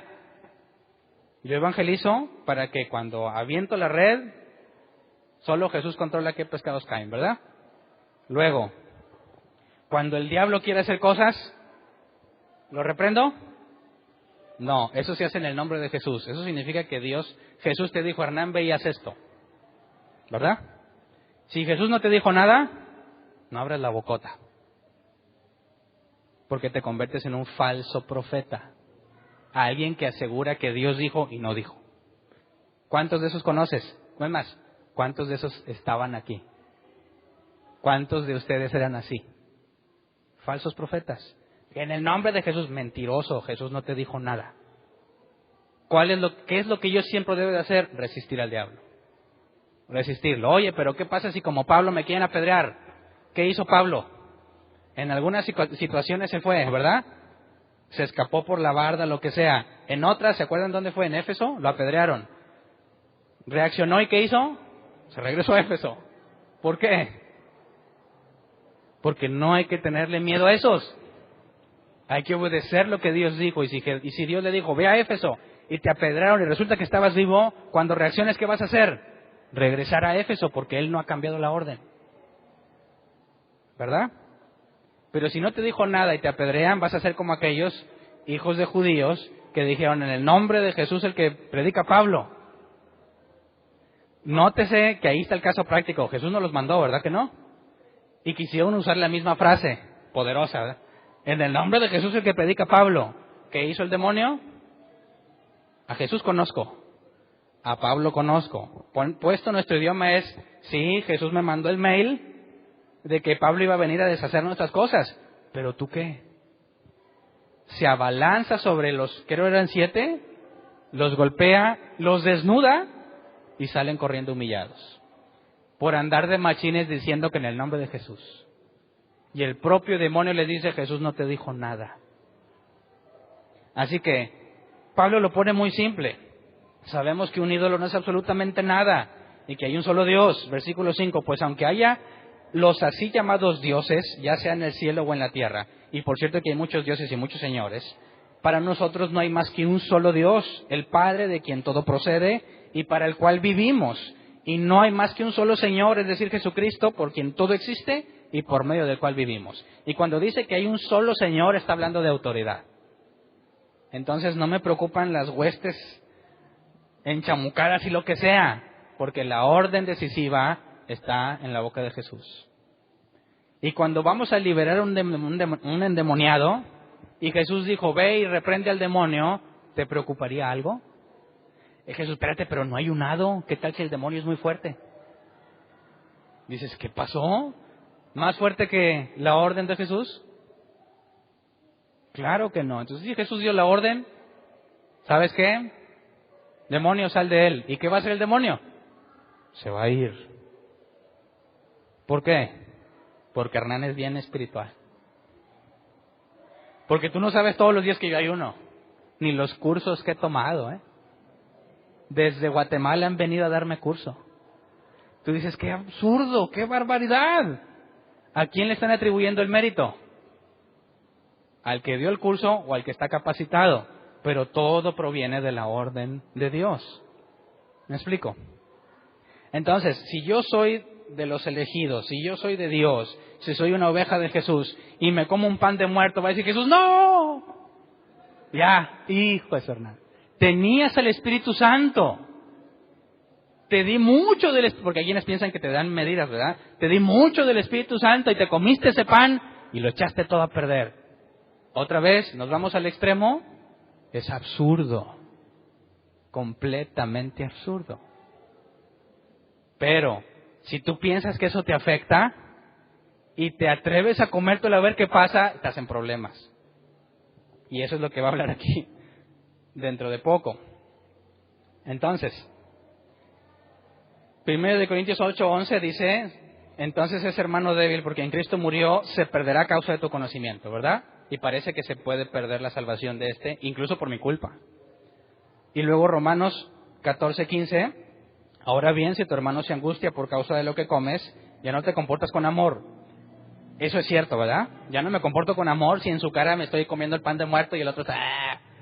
Entonces ya no me estoy comportando con amor. No destruyas por causa de la comida al hermano con quien Cristo murió. Y ese todavía es más agresivo, ¿verdad? Lo destruyo. Bueno, ¿cómo le hacemos para conciliar esto con la doctrina bíblica de que la salvación no se pierde? Reconozco que parece indicar que sí se pierde, parece. Por eso es importante entender que cuando leemos nosotros la Biblia en nuestro idioma, eso no es necesariamente lo que el autor dijo. Para poder saber lo que Dios dijo por medio de un hombre con el Espíritu Santo, un hombre que fue inspirado, tenemos que ir a lo que realmente se escribió. lo que en ese idioma significa. Entonces, cuando vemos aquí de que se habla de perder o de destruir, es el griego apolumi, que se traduce como destruir, perecer o sufrir pérdida. Destruir y sufrir pérdida no es lo mismo. Perecer y sufrir pérdida no es lo mismo. Así que, si el original realmente dice destruir, tenemos un serio problema, porque no conmigo que les enseñé, con Pablo, que primero nos dijo que no se pierde y luego nos dice que sí. Y si esto es una contradicción, ¿sabes qué? Tiramos la Biblia. Pablo mentiroso. Pero no, usemos o vayamos a ver cómo en otros pasajes de la Escritura se ha usado esta misma palabra. Vamos a ver Mateo 5:29. Dice, por tanto, si tu ojo derecho te hace pecar, sácatelo y tíralo. Más te vale perder una sola parte de tu cuerpo y no que todo él sea arrojado al infierno. ¿Dónde crees que está la palabra aquí, destruir? O que tu hermano se perderá. Cuando dice, más te vale perder, esa es. Más te vale perder una sola parte de tu cuerpo y no que todo él sea arrojado al infierno. Entonces, de entrada, aquí nos habla de que sea destruido, pues si acaso el ojo, ¿verdad? Pero no tú. Sufres pérdida en este pasaje. Mateo 10:42. ¿Y quién de siquiera un vaso de agua fresca a uno de estos pequeños, por tratarse de uno de mis discípulos, les aseguro que no perderá su recompensa? La palabra perderá su recompensa. Perderá es lo que se nos traduce como destruir. Entonces, pierdes la recompensa, no la salvación en este pasaje. ¿Ok? Segunda de Juan 8. Cuídense de no echar a perder el fruto de nuestro trabajo. Procuren más bien recibir la recompensa completa. Aquí la palabra es perder el fruto de nuestro trabajo. El contexto y para nada tiene que ver con destrucción. Entonces, cuando leemos lo que nos dice Corintios de que el hermano perderá o se perderá o lo destruirás, ¿de qué nos está hablando? ¿De su salvación? ¿De que será destruido? No. Como ya demostramos en la aplicación de la palabra, ese hermano débil sufrirá pérdida. Sufrirá pérdida. ¿De qué se trata de esa pérdida? Bueno, acuérdense que todos compareceremos ante el tribunal de Cristo y que vamos a ser juzgados, recompensados según las obras, no para salvación. ¿Verdad que no? De hecho, vamos a verlo más adelante. Pablo dice que algunos predican y sobre el Evangelio edifican sobre el Evangelio oro, plata, piedras preciosas y otras hojas u hojarasca. Es que me revuelvo entre la versión 60 y la nueva versión internacional. Hieno, paja y hojarasca, creo que lo dice la versión 60. Entonces dice, llegará el día en que el fuego pasará por su obra y se va a quemarle el hieno, la paja y la hojarasca, pero lo que era oro, plata y piedras preciosas permanecerá. Y dice, los dos serán salvos, pero los que sufrieron pérdida serán salvados como por fuego. Así que nos deja, y lo vamos a analizar más adelante en Corintios, nos deja en claro que existen condiciones en las que haya personas llamadas con la certeza de su salvación que van a sufrir pérdida por la negligencia que tuvieron al predicar el Evangelio, pero no pierden su salvación. Entonces, para poder resolver con mayor transparencia esta supuesta contradicción, lo veremos más a detalle cuando lleguemos allá. Pero hasta ahorita, por medio del original y la forma de aplicar la palabra, es imposible que concluyas que se pierde la salvación. Está hablando de que va a experimentar pérdida. Y yo puedo provocar que experimente pérdida cuando lo convenzo de hacer algo que él no quiere. Entonces, 1 Corintios 10, 23 al 24. Podemos resumirlo, o Pablo lo dice así. Y me dio mucha risa cuando Humberto me platicó que encontró un meme cuando dice que sale un retrato de esos antiguos del apóstol Pablo. Obviamente no es original, ¿verdad? Alguien pintó a Pablo como se lo imaginaba. Y viene que Pablo está así como que echándole mucha crema predicando y dice, hagan lo que quieran, nomás no vengan aquí llorando. Y le dice, pero Pablo, no podemos escribir eso. Bueno, entonces ponle todo me es lícito, pero no todo me conviene. Todo me es lícito, pero no todo edifica. Esta es la palabra que dice aquí en 1 Corintios 10, 23 a 24. Nueva versión internacional, todo está permitido, pero no todo es provechoso. todo está permitido, pero no todo es constructivo. Que nadie busque sus propios intereses, sino los del prójimo. Entonces, fíjate, todo me es permitido. ¿Tomar vino? Sí. ¿Jesús tomó vino? Sí. ¿En la última cena tomaron vino? Sí. ¿En las bodas de Canaán se les acabó el vino y qué hizo Jesús? Hizo más vino. Ok. Entonces, ¿me puedo embriagar? No. Todo me es lícito, pero no todo me conviene. Los borrachos no entrarán al reino de los cielos, lo dice claramente. Todo me es lícito, pero no todo edifica. Yo me puedo comer mis tacos de la guadalupana a gusto, aunque me estén viendo, claro, pero no edifica. Así que nadie busque sus propios intereses, sino los del prójimo. Y esto conlleva una situación que creo yo se puede malinterpretar. Quizás estamos acostumbrados a que en el ambiente laboral o en otras partes, tú acudes a un lugar donde hay una autoridad y se hace lo que la autoridad dice, ¿verdad? Si te hacen clase con los maestros, tú le dices, maestra, me dejé ir al baño, y si te dice que no, te aguantas. Y yo he tenido que tratar mucho eso con mis hijos, porque han estado sufriendo porque no los dejan ir al baño. Y yo les digo, mira, cuando ya estás a punto de hacerte, porque no aguantas que te valga lo que la maestra dijo, y te sales al baño. Y no pueden, dicen no, y les choca la idea. Porque su autoridad no lo deja ir al baño aunque le duele el cuerpo. ¿Qué pasa si tú tienes a una persona bíblica en autoridad? ¿Esperarías ese tipo de cosas? No, jamás. Jesús fue muy claro, el mayor sirve al menor. Y yo busco el beneficio del prójimo. Entonces tengo autoridad, tengo la capacidad y la autoridad de decirte no vas. Pero eso no es lo que busca. Ese no es el ágape. Yo tendría que decirte, ¿cómo ves? Cuando dicen, oye, ¿puedo ir al baño? Yo diría, ¿puedes? ¿Quieres ir al baño? Pues ve, ¿verdad? Si yo quiero que esa persona me ponga atención y está así, pues no me va a poner atención y de nada me sirve tenerlo ahí. Ahora es un ejemplo burdo comparado con las cosas que se hacen en la congregación. Pongamos un caso de un ejemplo bíblico. Yo sé que conocen muchos de los que no son bíblicos, ¿verdad? No vale la pena mencionarlo ahorita. Abusos de autoridad y todas esas cosas. Pero de un punto bíblico. Si tú tienes una persona con autoridad delegada por alguien, tú te vas a hacer cargo de esto, ya sea que sea maestro, evangelista, lo que sea. Alguien a quien se le asigna una responsabilidad y tiene la autoridad de definir qué va a pasar en un área determinada. Por la manera en que estamos trabajando internamente en la iglesia. ¿Tú qué esperarías de una persona que dice, necesitamos hacer esto? Él considera, o ella, que hay de los dos casos, esto es lo que se debe hacer, yo estoy seguro que debemos de hacer esto. Pero se acerca al equipo y le dicen, ¿cómo ven? ¿Qué hacemos? ¿Qué les parece bien hacer?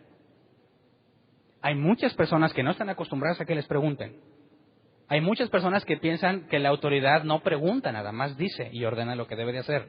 Entonces, cuando escuchan que una persona con autoridad o responsabilidad que llegue a tener le pregunta qué quieres hacer, dicen, este ni sabe. ¿Cómo? ¿No sabes qué vas a hacer? ¿Tú eres el encargado? No, espérate.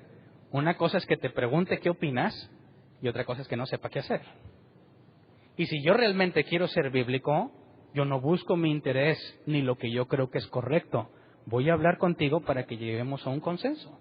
¿Por qué? Es más fácil decirte, mira, se acabó. Así es, hay un pasaje que dice eso, punto. ¿Pero qué estoy haciendo? No estoy edificando a nadie.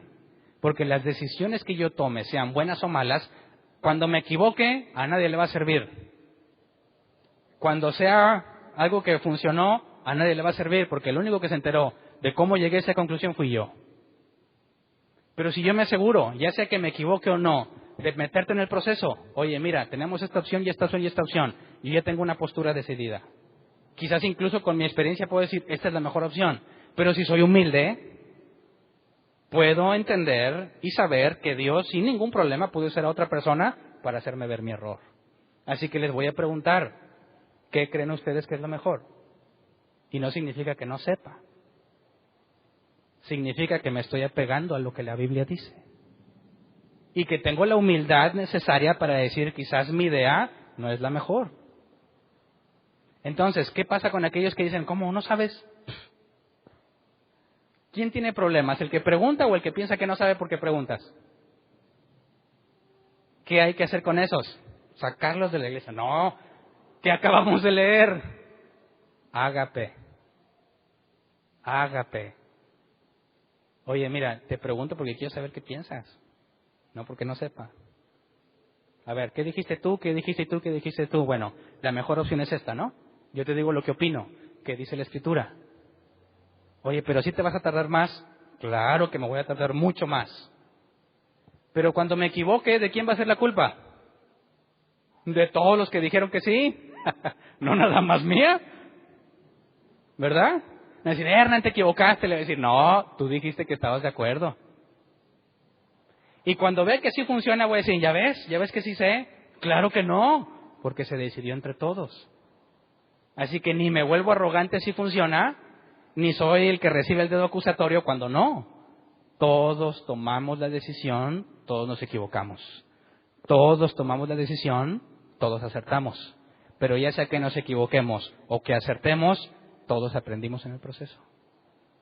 ¿Verdad? Cuando alguien, y yo lo quiero poner aquí en esta congregación, si alguno de las personas que están en autoridad no hace eso, repórtelo inmediatamente.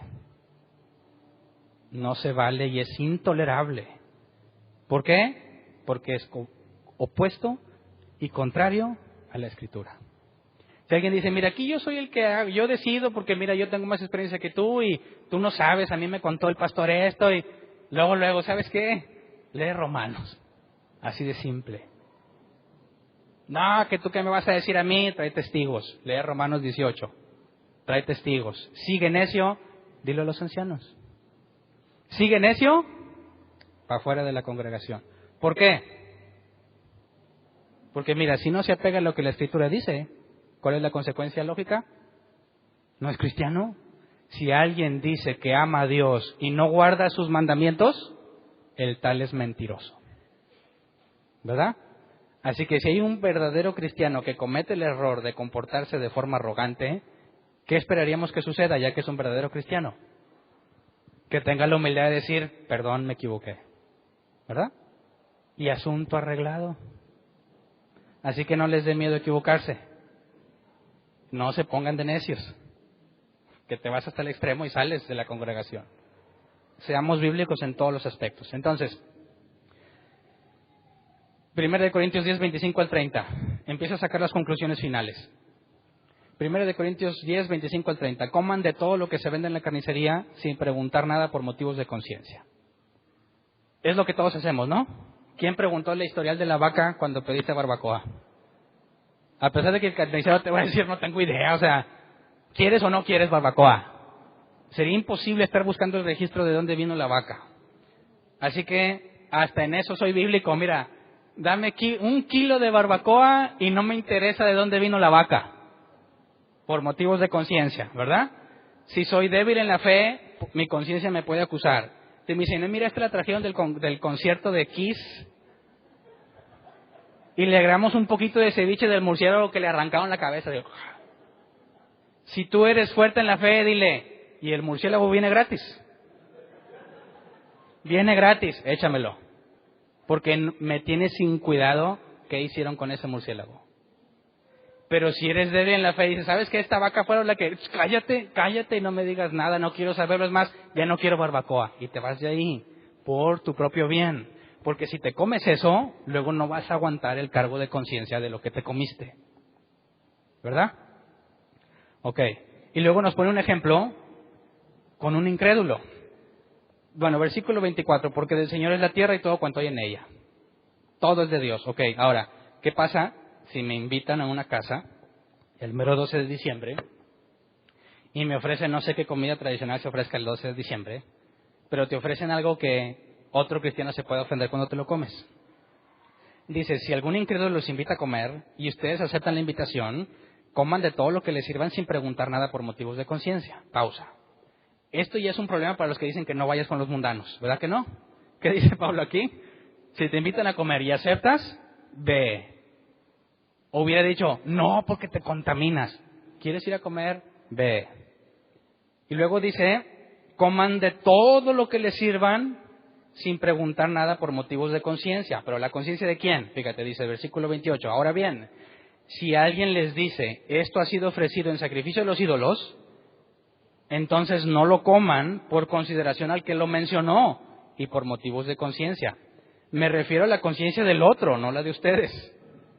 ¿Por qué se ha de juzgar mi libertad de acuerdo con la conciencia ajena? Si con gratitud participo de la comida, ¿me van a condenar por comer algo por lo cual doy gracias a Dios? ¿Qué significa esto? Voy a los tamales de la Candelaria. ¿A quién le gustan los tamales? Me imagino que si te invitan a tamales gratis, no dices que no, ¿verdad? Vas. ¿Qué tal si cuando te están repartiendo los tamales dicen, uy, esto se los ofrecimos a la Virgencita y vienen directo de la basílica? Y ellos saben que tú eres cristiano. ¿Qué dice Pablo entonces? ¿Sabes qué? Ya no voy a comer. Pero no por mi conciencia, por la de ellos. ¿Por qué la de ellos? Porque él dice, los cristianos no comen eso. Y tú sí. Entonces no eres tan cristiano. ¿La conciencia de quién estás afectando? No la tuya, la de él. Pero no es cristiano. ¿Qué importa? Tampoco debes afectarlos a ellos. ¿Me explico? Esto es bien importante que lo entendamos. Nunca has escuchado esta frase. Llegas a un restaurante, gustan algo de tomar y nunca falta el cristiano que dice, nosotros no tomamos, somos cristianos. Se oye bien espiritual, ¿verdad? Y hasta te sientes orgulloso. Sí, aquí puros cristianos. Es más, ponme lejos del humo y de la mundanidad. No abajo de la tele porque pasan cosas feas. Oigan, hay más ejemplos. Señorita, ¿gusta que le pruebe este pantalón? No, ¿qué pasó? Soy cristiana, yo le sirvo al Señor. Las cristianas no usamos pantalones. ¿Lo has oído? ¿Cómo se definen los cristianos muchísimas veces ante los incrédulos? Nosotros no hacemos esto. Oye, una chela, compadre. ¿Qué pasó? Yo no tomo, soy cristiano. Te invito al 15 años de mi hija. ¿Qué pasó? Yo no voy a fiestas mundanas, soy cristiano. ¿Qué estás haciendo con la conciencia del que te oye? ¿Es correcto que digas eso? Piénsalo bien. ¿Es cierto que no tomas porque eres cristiano? ¿Sí o no? ¿Quién de aquí no toma porque es cristiano? Levanta la mano, para meterlos en aprietos. ¿Nadie? ¿Todos toman entonces? No le saque. ¿Quién de aquí no toma porque es cristiano? Levante la mano. No los va a grabar Humberto en el video. ¿Cuántos pueden ver el problema con esa frase? Levante la mano el que ya entendió el problema con esa frase. Bueno, entonces tú contéstame. Así los pesco. No. ¿Cuál es el problema con esa frase? Vamos a leer un pasaje que dice que el reino de Dios no consiste en comidas ni bebidas, sino en justicia y en paz. Este es un problema muy interesante. Normalmente en el cristianismo, los fuertes en la fe, a veces inconscientemente, porque tiene el Espíritu Santo en ellos, son los más tolerantes, ¿verdad? Siempre tienes en una reunión siempre tienes la persona que quiere imponer su punto y la otra que dice por mí está bien, ¿sí o no? Ahora, el que dice que por mí está bien y lo hace bíblicamente hablando, porque prefiere no meterse en problemas y dicen eso. Pero quien dice, mira, a mí no me toca poner mi decisión, que se decida en conjunto, tienden a tolerar que los débiles tomen la decisión. Pero eso es un grave error. Porque estás diciéndole al incrédulo que el cristianismo se basa en que no debes de hacer. Y eso es una mentira. Si ya vimos que tomar vino no es problema, y dices yo no tomo vino porque soy cristiano, ¿qué estás enseñando? Que ser cristiano consiste en restringirse de tomar, y es falso. Ser cristiano no consiste en dejar de tomar. Jesús tomó, pero no se embriagó. Ser cristiano consiste en que domino mis emociones y no me embriago. Hablas de dominio propio, de la capacidad que recibiste para dominarte. Ese es el evangelio correcto. Cuando tú dices, yo no tomo porque soy cristiano, eres un falso. Estás enseñando un evangelio incorrecto y haces mucho daño a todos los incrédulos que te escuchan. Es lo peor que puede suceder en cualquier congregación, que tengas a los hermanos débiles tomando decisiones, enseñando lo que es el cristianismo.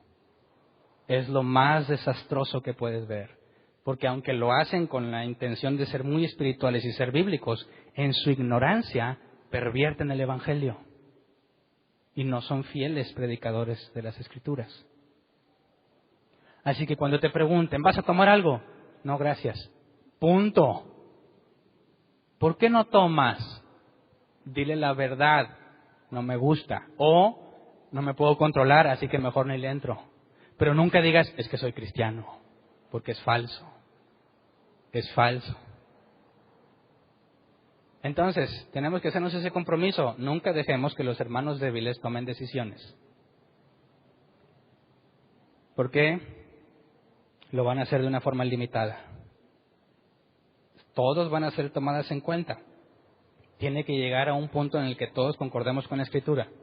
Porque en ningún momento debes de hacer a un lado a los que tienen problemas con su fe.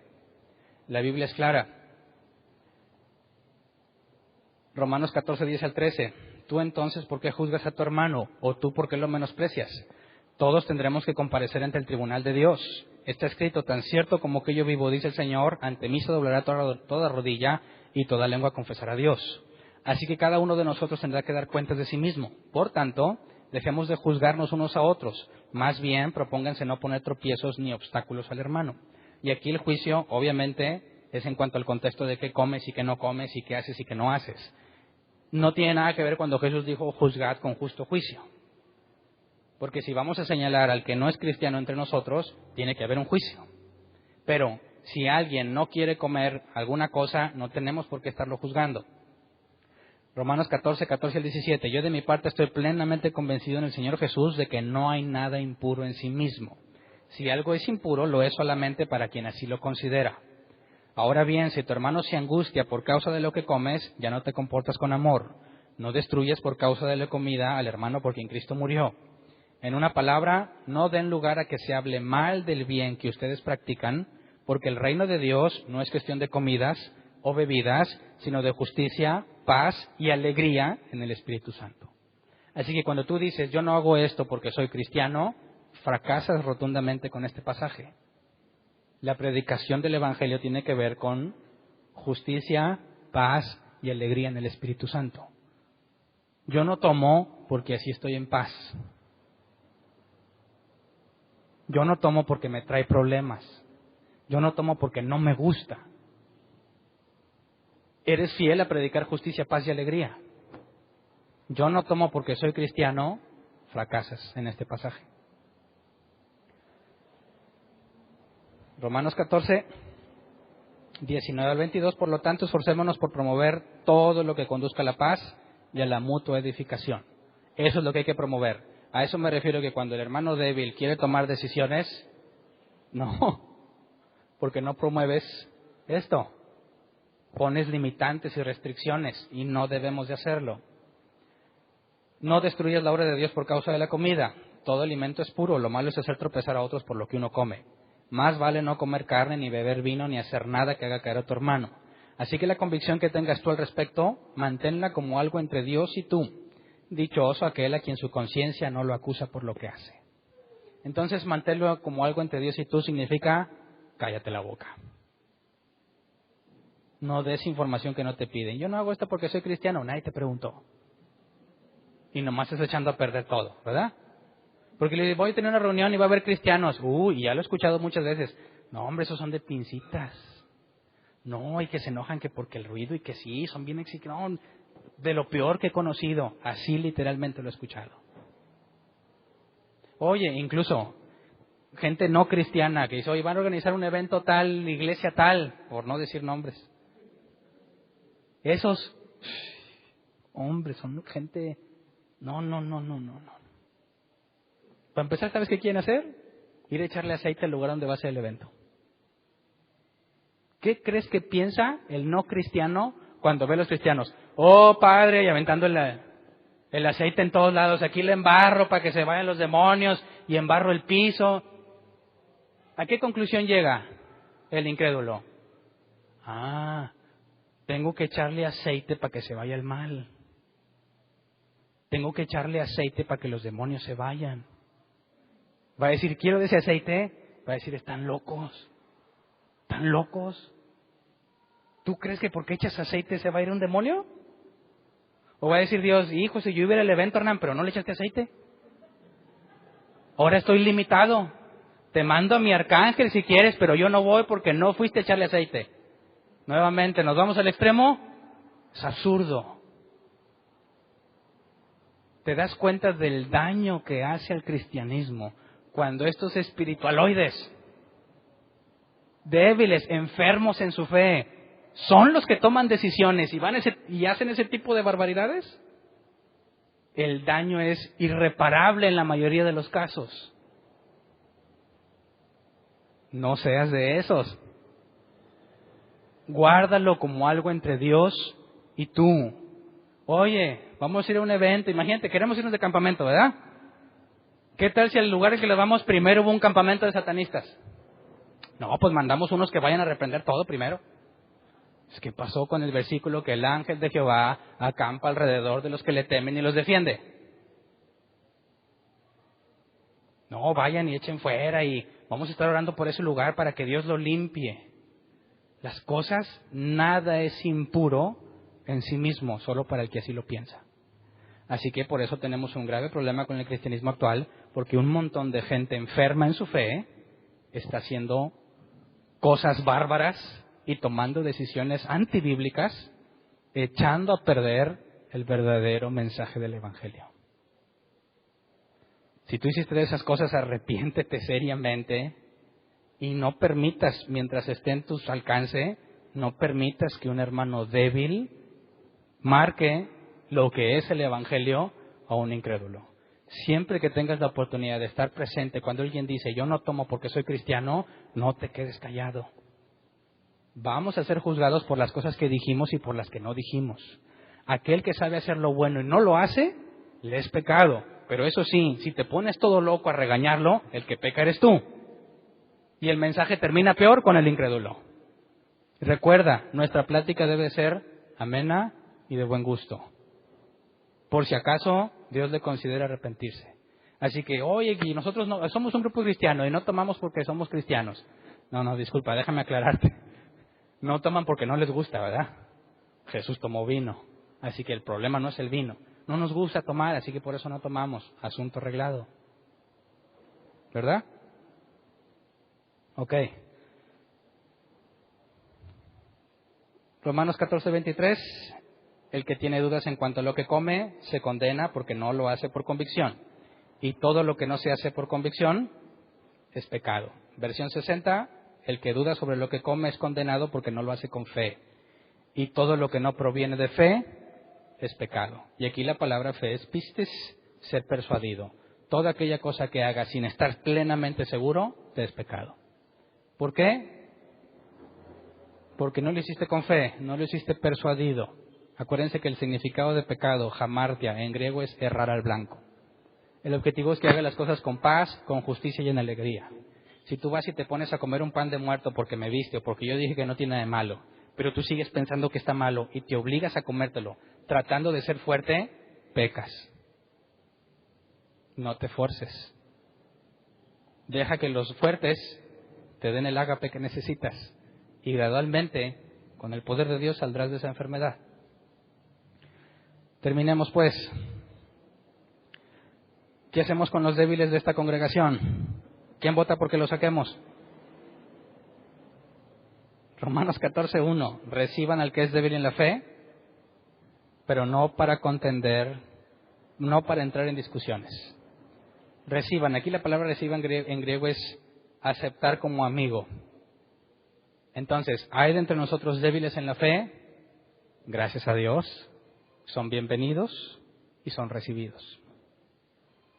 permítanos, y yo me quiero contar entre los fuertes, permítanos mostrarles el ágape de Dios. No me juzgues en cuanto a las cosas que yo sí hago y tú no. Yo tampoco te voy a juzgar. Déjame demostrarte que el Espíritu Santo está en mí para que salgas de dudas y saques tus propias conclusiones. Eso es lo que toda congregación bíblica debe de hacer, ¿no? Versículo 7, Romanos 15:7. Por tanto, acéptense mutuamente, así como Cristo los aceptó a ustedes para gloria de Dios. Muy bien. Entonces, ¿qué nos queda en cuanto a cómo comportarnos entre nosotros? 1 Corintios 10, 31, 33. En conclusión, ya sea que coman o beban o hagan cualquier otra cosa, háganlo todo para la gloria de Dios. No hagan tropezar a nadie, ni a judíos, ni a gentiles, ni a la iglesia. Ni a los judíos, ni a los de la iglesia, ni a los de afuera. A nadie. Hagan como yo, dice Pablo, que procuro agradar a todos en todo. No busco mis propios intereses, sino los de los demás, para que sean salvos. Entonces, si tú te identificas con un hermano débil en la fe, no te angusties. No digas, hijos, no, hombre, ¿ahora qué voy a hacer? ¿Dónde me voy a congregar? No hay ningún problema, eres necesario. Eres necesario en esta congregación. Eres de los fuertes, no seas arrogante. Busca el beneficio de los demás. Niégate a ti mismo siempre que sea posible. Y podemos vivir en armonía. Pero entonces, en grandes rasgos, ¿quién tiene la razón, el fuerte o el débil? La razón la tiene el fuerte. ¿Dónde está el medio para ayudar al débil? En el fuerte. ¿Dónde está el principal compromiso? En el fuerte. Así que tener la razón no justifica ofensas. No justifica desprecio, menosprecio o maltrato. Al contrario, tener la razón te pone responsabilidad. ¿Tienes la verdad? ¿Aseguras tener la verdad? Déjame verlo. Tus obras, tu comportamiento me va a decir si la tienes o no. Aseguras que tienes la verdad y eres un arrogante, déjame decirte en pocas palabras, eres un mentiroso. ¿En qué te basas, Hernán? Si alguno dice que ama a Dios y no obedece, el tal es un mentiroso. Entonces vamos a ponernos de pie. Yo no sé cuántos se van felices y cuántos se van agüitados. Pero yo les advertí primero, ¿verdad? Estamos trabajando como iglesia internamente en áreas y se tienen que tomar decisiones. Así que escúchame bien, si tú oyes que alguien que debiera tomar la decisión te pregunta, no pienses que no sabe. A lo mejor no sabe, pero no puedes sacar esa conclusión. La Biblia dice que así debe de ser. Y cuando se te dé la oportunidad a ti, esperamos exactamente lo mismo. Pero si alguien débil en la fe quiere imponer su razonamiento, no lo toleres, no lo permitas. Se soluciona bíblicamente. ¿Me explico? Tenemos todos esa responsabilidad como miembros de la iglesia. Quien sea congregante no le vamos a demandar nada. Pero si eres miembro de la iglesia, eso es lo que esperamos de ti. Y todos nos podemos equivocar. Cuando te equivoques, no tengas miedo a equivocarte. Todos nos equivocamos. Errar es de humanos. Imposible es que no vengan tropiezos, dijo Jesús. Lo importante es qué hacemos con los errores. No se van a tolerar porque se va a buscar que haya corrección bíblica. Y lo más fácil del asunto es decir, ¿sabes qué? Me equivoqué. Enséñame a hacerlo correctamente. Asunto arreglado. ¿Verdad? Así que si un día pasa, y espero que no, pero si un día pasa y yo me equivoco gravemente con ustedes, ¿qué esperan que yo haga?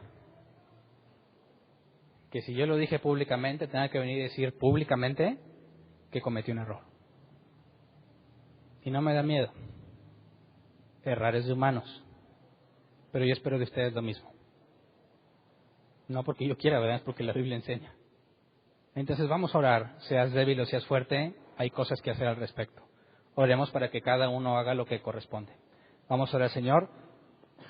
Gracias porque de entre todos los que estamos aquí, a los que tú has traído, los que tú llamaste, esos pueden estar seguros de que, ya sea que se equivoquen, nos equivoquemos o no, tú eres fiel para mantenernos de pie. Así que, Señor, si nos hemos equivocado, queremos pedirte perdón. Y que nos des la oportunidad de poder hacer las correcciones ante aquellos que nos escucharon. Si es imposible, bueno, Señor, yo sé que tú tienes control de todo. sabes que para mí hay limitaciones, pero te ruego que en la medida de lo posible, según tu voluntad, alguien más enmiende el error que cometí. Si yo no puedo hacerlo directamente, concede que alguien más lo enmiende para que la persona no quede engañada. Señor, si entre nosotros enseñamos cosas siendo débiles y afectamos